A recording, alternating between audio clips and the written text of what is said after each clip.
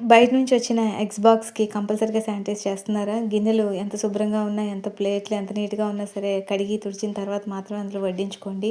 Next తాటి ముంజలని ఉప్పు నీటితో కడిగారా? మటన్ ఖాళీ చేసిన తర్వాత మటన్ కవర్‌ని శుభ్రంగా లైజాల్‌తో కడిగిన తర్వాత మాత్రమే డస్ట్‌బిన్‌లో ఎయండి. బయట నుంచి వచ్చిన ఏ కవర్‌కైనా శానిటైజర్‌తో శుభ్రంగా స్నానం చేయించండి. ఎక్కడ వస్తువులు అక్కడ నీట్‌గా, అద్భుతంగా సర్దుకుంటేనే ఇల్లంతా నీట్‌గా ఉంటది. చిన్నపాటి డిస్టర్బెన్సెస్ కూడా అస్సలు బేర్ చేయలేమండి. ఆందోళనగా ఉంటది.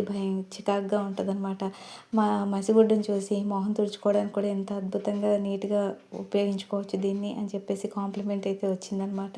ఎక్కడ జిగట బంకాయ ఉండదు. At the end of the day మనకి శుభ్రతగా, నీట్‌గా ఉండేది ఇదేనండి.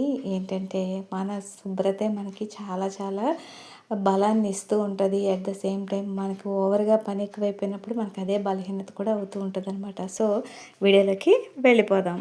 Hi everyone, welcome back to our channel. ఇలా అయితే ఫోకస్ ఆన్ లైఫ్. నేను మీ సువర్ణ. అందరూ ఎలా ఉన్నారండి? బాగున్నారా? నేనైతే చాలా బాగున్నాను. మీ అందరూ కూడా బాగుండాలని మనస్ఫూర్తిగా కోరుకుంటూ ఈరోజు వీడియో అయితే స్టార్ట్ చేసేస్తున్నాను.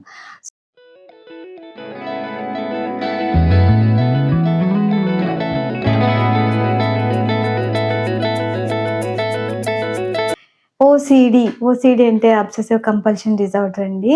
ఇది చాలా మందిలో మనం గమనిస్తూ ఉంటామండి. ఎందుకంటే వాళ్ళ వల్ల ఎప్పుడు ఎవరికి ఇబ్బందయితే మాక్సిమం ఉండదండి. కానీ వాళ్ళ మీద పడే జోకులైతే ఇంత అంత కాదనమాట. చాలా ఎక్కువ జోక్స్ అయితే. నాకు కూడా ఓసీడీ అనేది 6థ్ క్లాస్ నుంచి అయితే స్టార్ట్ అయిందండి. మా మదర్ వల్ల నాకైతే వచ్చింది. ఆవిడ తోమిన గిన్నె తోముకొని, కడిగిన గిన్నె కడుక్కొని, కడిగిన వాకిలే కడుగుతూ ఇలావన్నీ చేయడం వల్ల ఏంటంటే పని మనిషి వచ్చి వెళ్ళిపోయేది. పని మనిషి వచ్చి వెళ్ళిపోయినా కూడా మా మదర్ మళ్ళీ వాటిలన్నిటిని క్లీన్ చేయడం, ఇవన్నీ చేయడం వల్ల ఏంటంటే, ఓహో! ఇలా ఉంటుందనమాట అని చెప్పేసి ఒక డిజార్డర్ అనేది స్టార్ట్ అయిపోతుందనమాట. అందుకే ఓసీడీ ప్రాబ్లమ్ ఉన్న ప్రతి ఒక్కళ్ళకి కూడా వాళ్ళ పేరెంట్స్‌లో గాని, సిబ్లింగ్స్‌లో గాని అలవాట్లుంటే గనక అవే వీళ్ళకి కూడా వస్తాయన్నమాట. మాక్సిమం ఎక్స్‌టెంట్ వీళ్ళ వల్ల ఎప్పుడు కూడా ప్రాబ్లమ్ అయితే రాదండి. ఎందుకంటే వాళ్ళ పని వాళ్ళు అలా చేసుకుంటూ వెళ్తూ ఉంటారనమాట. ఎవరి తాలూకా సహాయం గురించి ఎక్కువగా ఆలోచించరు.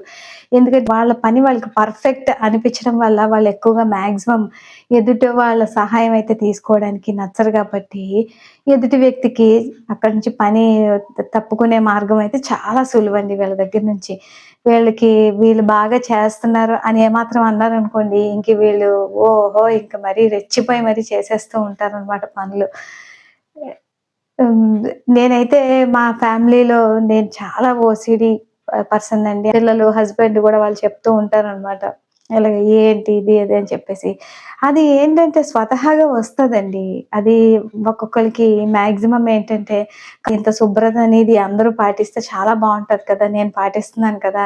వీళ్ళందరూ కూడా పాటించాలి అని చెప్పేసి అవన్నీ కూడా ఏంటంటే వాళ్ళకి ఒక వెన్నతో పెట్టిన విద్యలాగా వాళ్ళన్నీ చేసుకొని రావడం అయితే జరిగింది చాలా మంది ఫ్యామిలీస్‌లో. శానిటైజర్స్ అయితే ఇప్పటికి నేను వాడతానండి చాలా వరకు. ఎందుకంటే అదొక అలవాటయిపోతే ఇంకా అయిపోయిందనమాట. మాక్సిమం పిల్లలకది నేర్పిద్దామని చెప్పేసైతే చిన్న పిల్లలప్పుడైతే పిల్లలతో చాలా కష్టమండి.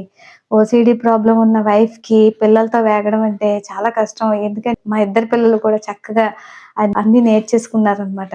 ఎందుకంటే మెయిన్ హస్బెండ్ కూడా ఒ ఒకసారి కాకపోతే ఒకసారికైనా అలాగా అబ్జర్వ్ చేయడం వల్ల ఇది మంచిదే కదా! మన కోసమే కదా! అని చెప్తున్నారు అని చెప్పేసి శుభ్రత అనేది పాటించడానికైతే చాలా వరకు హస్బెండ్స్ ఒబే చేస్తారండి. హస్బెండ్ ఒబే చేశారనుకోండి ఆటోమేటిక్ పిల్లలు కూడా వాళ్ళ అలవాట్లనేవి ఖచ్చితంగా మారుతాయన్నమాట. పిల్లలకి అలవాటు చేసామనుకోండి శుభ్రత అదంతా కూడాను, ఇంకా అప్పుడు పిల్లలప్పుడు ఇంకెక్కడికెళ్ళినా సరే నీట్‌నెస్‌కి మొదటి ప్రాధాన్యత అనేది ఇస్తారనమాట. ఓసీడీ వైబ్స్ ఉండే ఇళ్లల్లో ఏంటంటే శుభ్రతకి పెద్ద పీట వేస్తారండి. చిన్న చితకా పీట వేయరనమాట. పెద్ద పీటే వేస్తారనమాట. అక్కడ ప్రతీది కూడా వాళ్ళ ఇళ్లల్లో ఉండే మసిగుడ్డలతో మొహాలు తుడుచుకోవచ్చనమాట. అంత నీట్‌గా ఉంచుకుంటామనమాట. ఎందుకంటే అది ఏమాత్రం ఇంత పిసర అంటుకున్నట్టుగా అనిపించినా చాలా అనీజీ ఫీలింగ్ వచ్చేస్తది. ఒక ఆందోళన, ఒక చిరాకు ఇలా వస్తదనమాట. స్మెల్ అనేది కూడా ఎక్కువగా తెలుస్తూ ఉంటదండి వీళ్ళకి. కొంచెం ఎక్కువగానే ఉంటది. స్మెల్స్ అవి ఏంటంటే అందరికన్నా కొంచెం ముందుగానే పట్టేస్తారనమాట. ఎందుకంటే ఇంక అలాగా శుభ్రత అని పిచ్చెక్కిపోవడం వల్ల ఏంటంటే ఇలాంటివన్నీ కూడా ఇలాంటి ఇలాంటివన్నీ కూడా ఉంటాయనమాట. వీళ్ళ వల్ల అడ్వాంటేజ్ ఏంటంటేనండి, వీళ్ళు ఎప్పుడు కూడా ఇలా ఉండడం వల్ల వీళ్ళ పని వీళ్ళు చేసుకుంటూ ఉంటారు. ఎప్పుడైనా వీళ్ళు తప్పి చెడి వేరే వాళ్ళకి పని అప్పచెప్పి పని అప్పచెప్పినా వీళ్ళు పర్ఫెక్ట్ అని అనుకోవడం వల్ల ఏంటంటే అవతల వ్యక్తిని ఆ పని అయితే చేయనివ్వరండి. వీళ్ళే చేసేసుకుంటూ ఉంటారనమాట. పర్లేదులే నేను చేసుకుంటాను. మాక్సిమం ఎక్స్‌టెంట్ మీమ్స్‌లో మమ్మీస్ అందరూ కూడా పిల్లలకి పని అప్పచెప్తారు. కానీ తర్వాత మళ్ళీ వాళ్ళే చేసేసుకుంటూ ఉంటారు. ఎందుకంటే వాళ్ళందరూ కూడా ఒసిడితో అయితే కంపల్సరీగా బాధపడుతున్న వ్యక్తులు ఆ పనులు చేస్తారండి. వాళ్ళు ఒక పని అప్పచెప్పినా దాని వెనకాతలే తిరుగుతూ ఉంటారు. ఎలా చేస్తున్నారు? ఏ విధంగా అవుతుంది? ఇంకా ఆ యాతన ఎక్కువనమాట. అందువల్ల ఏంటంటే కుటుంబ సభ్యులకి పెద్ద తలకాయ నొప్పైతే ఏముండదు. మనం చేయకపోయినా అమ్మ చేసుకుంటదిలే అని వదిలేస్తారనమాట. నెక్స్ట్ ఎక్కడైనా అస్తవ్యస్తంగా ఏమైనా ఉన్నాయనుకోండి వస్తువులు, వాటిని సర్దే వరకు కూడా పిచ్చి పీక్స్‌కెళ్ళిపోతూ ఉంటదనమాట.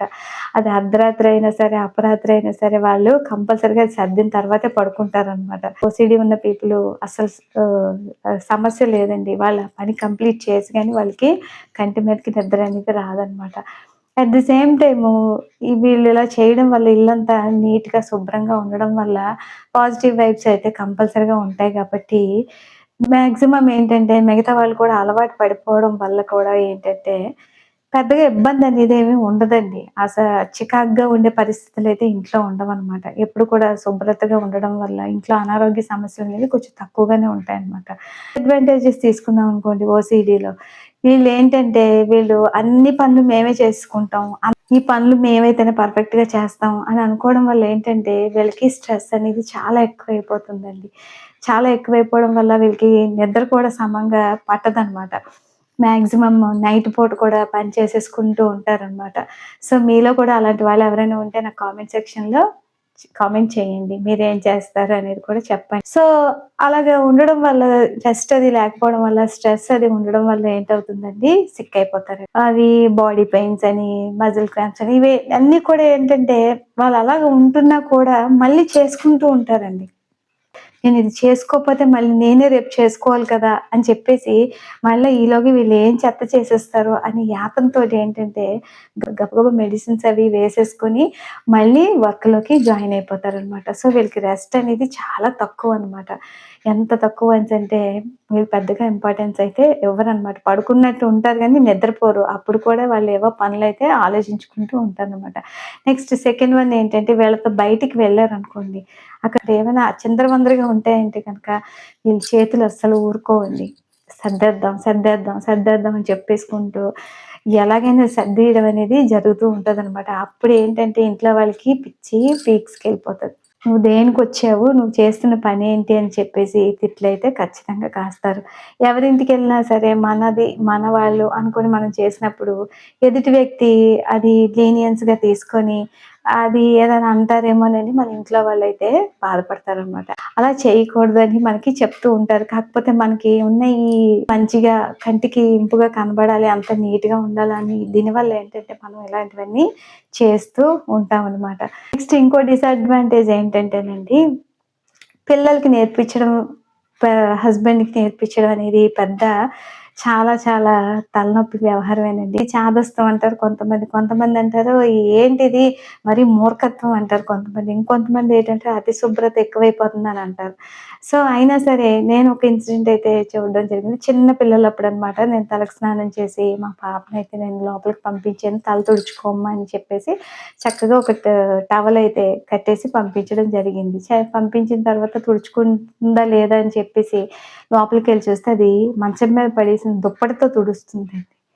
ఛీ! ఛీ! ఇంక బుర్ర పాడనమాట. "ఏం చేస్తున్నావు నువ్వు?" అని చెప్పేసనంటే, అవును. ఈ టవల్ కన్నా ఈ దుప్పటి చాలా పెద్దది కాబట్టి చాలా ఫాస్ట్‌గా తుడుచుకోవడం అయిపోతుందని చెప్పేసి, ఏం చెప్తామండి. అప్పుడు మళ్ళీ తీసుకెళ్ళి దానికి మళ్ళీ తలకి స్నానం చేసి అది తలంతా నేనే తుడపాల్సొచ్చిందనమాట. సో, ఇలాంటివైతే చాలా ఇబ్బందులైతే ఎదుర్కొంటూ ఉంటామండి. ఒకవేళ వాళ్ళు ఏదో కుకింగ్ సెక్షన్ అంటారు. రెసిపీస్ చేస్తామని అందరూ తయారవుతారండి. నెక్స్ట్ ఈ పిల్లలు కూడా తయారవుతారనమాట కిచెన్‌లో. అప్పుడు వంటగది గట్టంతా చాలా చాలా మొత్తం అంతా చెండాలం చేసేస్తారండి. అది మాత్రం అస్సలు భరించలేము. "బాగో భ్రష్ట నేనే చేస్తాను తినండి" అని చెప్పేసి నేనే చెప్తా ఉంటాననమాట. దానివల్ల ఏంటంటేనండి పననేది మనకి ఎక్కువగానే పడిపోతూ ఉంటది. రెస్ట్ అనేది తక్కువగానే ఉంటది. ఇవన్నీ కూడా మనకి తగ్గడానికైతే మెడిసిన్స్ ఇస్తారని అంటూ ఉంటారు గానండి, కాదు. ప్రశాంతంగా మనం ఎంతవరకు చేయగలమో అంతవరకు చేసి మిగతాది ఏం చేయాలంటే, మిగతా వాళ్ళకి కూడా నీట్‌నెస్ అనేది నార్మల్‌గా ఉంటే చాలండి. మరీ పర్ఫెక్ట్‌గా ఉండడానికైతే ఎవరికీ అవకాశం ఉండదు. ఎదుటి వ్యక్తికి కూడా ఇబ్బంది కలగనంత వరకు మన ఓసీడీ ప్రాబ్లమ్ ఎటువంటి ప్రాబ్లమ్ ఉండదండి. ఎదుటి వ్యక్తిని మనం చాలా మరి ఖరాఖండిగా "నువ్వు చెయ్యాలి, నువ్వు చెయ్యు" అని చెప్పేసి ఎప్పుడు కూడా అనకూడదండి. పని ఒత్తిడి అనేది తగ్గించుకోండి. తగ్గించుకుంటే మీరు హెల్తీగా ఉంటే మీ కుటుంబం అంతా హెల్తీగా ఉంటదనమాట. ఓసీడీ అనేది ఒక డిజార్డరేనండి. దాన్ని మీరు మైండ్‌ని కంట్రోల్‌లో పెట్టుకొని చేద్దాము వాళ్ళు వాళ్ళు కూడా చేయలేనప్పుడు మీరు ఎక్కువగా సైకలాజికల్‌గా డిస్టర్బ్ అది అవ్వకండి. మిగతా వాళ్ళు సహకరించినప్పుడు మన ప్రాబ్లమ్ అయితే పెద్ద అడ్డంకయితే కాదండి. అందరూ కూడా మనలాగే చక్కగా శుభ్రతగా అంతా చేసుకుంటూ ఉంటే గనక ఇల్లంతా ప్రశాంతంగా ఉంటదండి. సో, ఈ ఓసీడీ ప్రాబ్లమ్ అనే ఇది ఎప్పుడు కూడా జోక్‌గానే ఉండనివ్వండి గానీ, దాన్ని మరీ సీరియస్‌గా హై పీక్స్‌కైతే తీసుకెళ్ళకూడదని నా వీడియో అనమాట. ఓకేనా friends? All the best friends. Video నచ్చినట్లయితే లైక్ చేయండి, షేర్ చేయండి, సబ్స్క్రైబ్ మై